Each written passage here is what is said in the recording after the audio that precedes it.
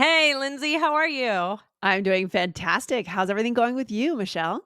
Good, good. Yesterday it was raining cats and dogs. Is it raining cats and dogs where you are today in Denver? No, luckily Denver's a place where it doesn't rain that much, to be Oh, yeah? honest. We get a lot of sunshine out here. It's a best kept Well, secret. well, that's good. Did it sound natural how I just asked you that uh, question? Did I sound, cool and modern and with it? uh, to be honest, no. It sounds like you read a No, textbook, an ESL no. textbook, and you brought it to our conversation, which we are banning textbooks from this conversation and this Yes. podcast. Yes, yes, exactly. So we are going to be talking about this today. I feel raining cats and dogs is one that's important to know. Yeah. It can be used. You wouldn't want to not know it.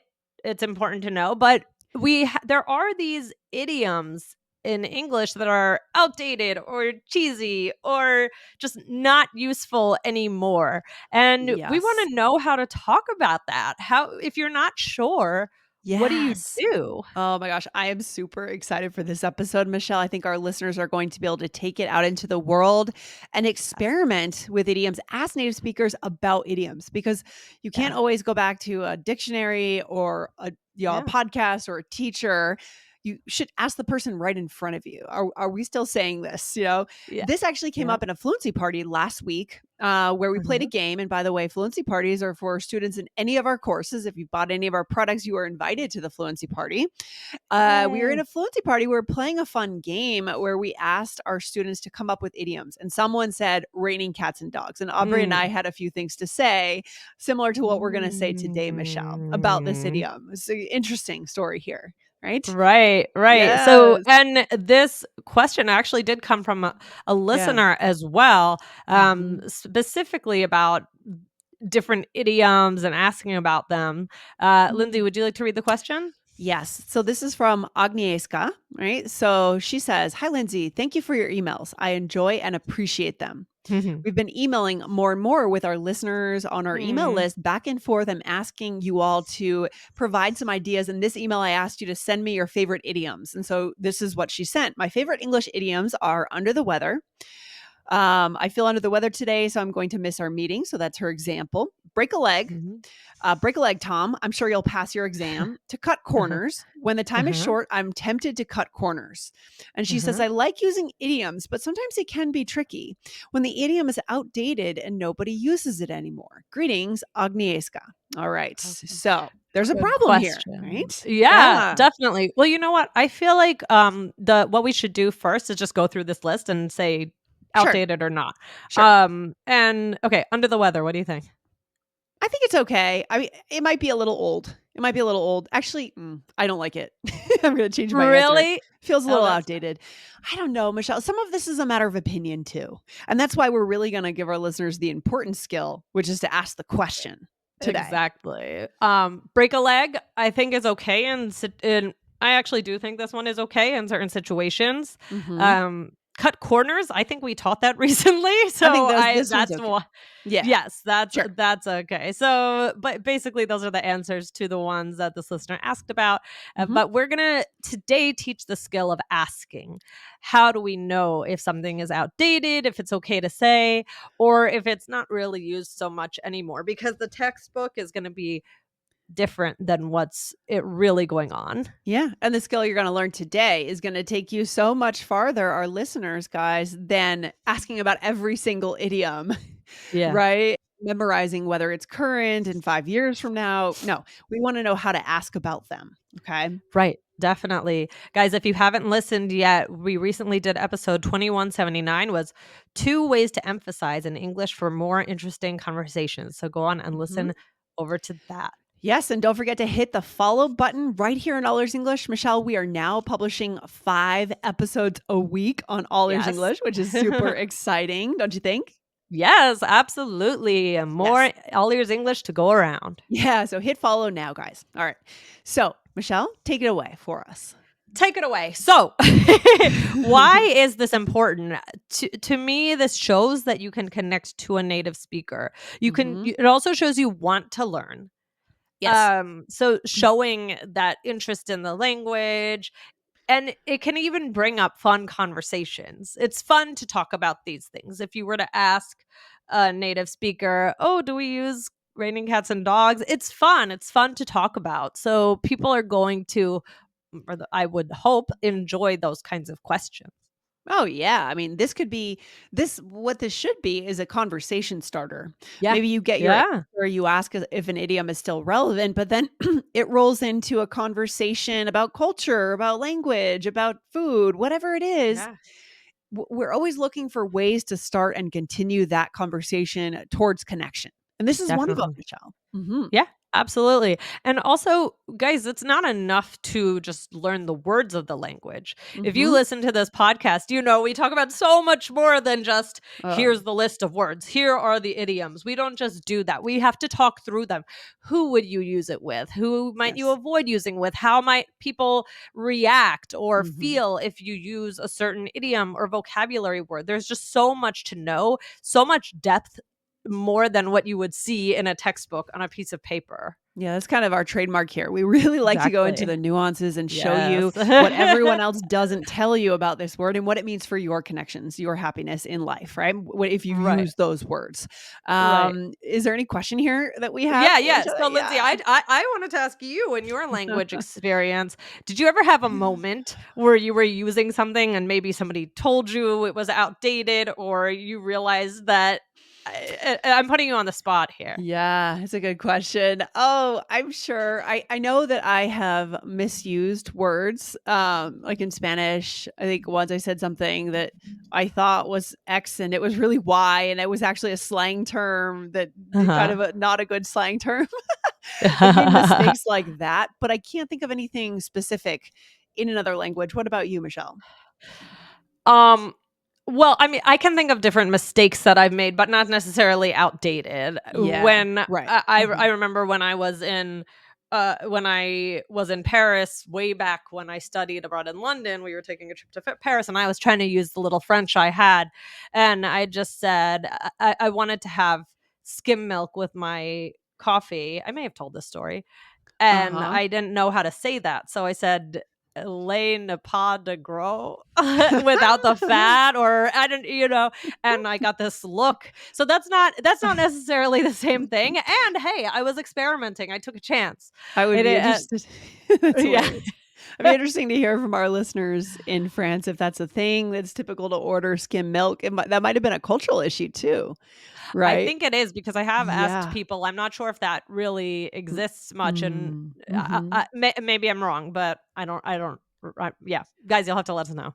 Yeah, super interesting. Okay, Michelle. Well, what else do we need to know here? Okay, so how can we talk about this with somebody if we use an expression, we use an idiom, and we're not sure? Oh, Lindsay, what's one thing you could say? Okay, you can say, is this idiom or is this expression outdated? That is the Right, most straightforward thing to ask, right? right, right. Or you could say, is it still okay to say X? Or is it old fashioned? Or you could also say overused, which is slightly different. So, Yeah. for example, you could say, is it still okay to say it's raining cats and dogs? Or is it old fashioned? And that is the key question that many of our listeners may want to ask a native speaker around them, right? Because that's a good Mhm. example of, we think that raining cats and dogs is really much more common in the English textbooks than it is in real Yeah. life. At least I Right. do, right? Right. Right. Um, yeah. Go ahead, You Michelle. wanna You were do going the to next say, one? sure. Yeah, I'll do the next one. Do people still use idiom X, right? The idiom cut corners. Do people still use the idiom fit as a fiddle? Oh, that one definitely old. Right. Or Old. Lindsay, you came up with another one earlier on that I wanted to highlight. You could say, "Is this idiom still relevant?" Relevant. I So love that. that could be a good one to add to this list. Ooh, another one to add to this list could be, there's a lot changing in the culture now. So I wonder if there's a bonus we could add, Michelle, and come up with right now on the spot around, is this idiom still acceptable or is this idiom like PC, that kind of thing, You politically could yeah. correct? Yeah, you Mhm. could say PC, or you could say, yeah. I think that's a good just a good way to say it. I just think you could say, "Is it still okay to say blank. Yeah, I like that. Right, That one that's is that's more straightforward. Mhm. right. So Mhm. that's on our list. You can just stop it right there. Is it still okay to say I'm not gonna give an example. It Yeah, right. I love that. Right, so that actually works not just for whether it's old-fashioned, overused, feels like it's from the 1950s, but it also works for maybe there was maybe a certain word took on a new connotation due to a social movement or something happened, and you wanna know if it's still acceptable, right? Because this is happening all the time in our language. Things are changing Right. rapidly, and sometimes it can be hard to keep up. Mhm. So, Mhm. but that doesn't mean we want to be afraid to speak. You No. can ask in a genuine way. I think. I mean, be careful. Don't say anything very offensive. But if you're just Right. asking about an idiom that maybe was used before, Yeah. and you just say, "Is it okay to say this?" I think it's Yeah. fine. And I think it's just I think people will forgive you. It's hard to keep up on all the Yeah. cultural nuances involved with all of the words in the English language, and no Yeah. one can do Yeah. it.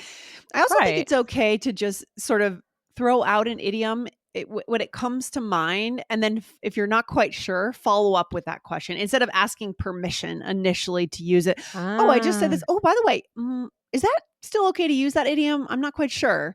Rather than saying, "Can I say this?" Because that's not a natural thing. Right. As long as we're not saying Right. something obviously super, super offensive, we're really talking more about older idioms today, Right. right? Right. And That's so exactly right. I think just try it, throw it out there if it's what you know, and then ask, "Oh, by the way, is that okay to do we still use that one?"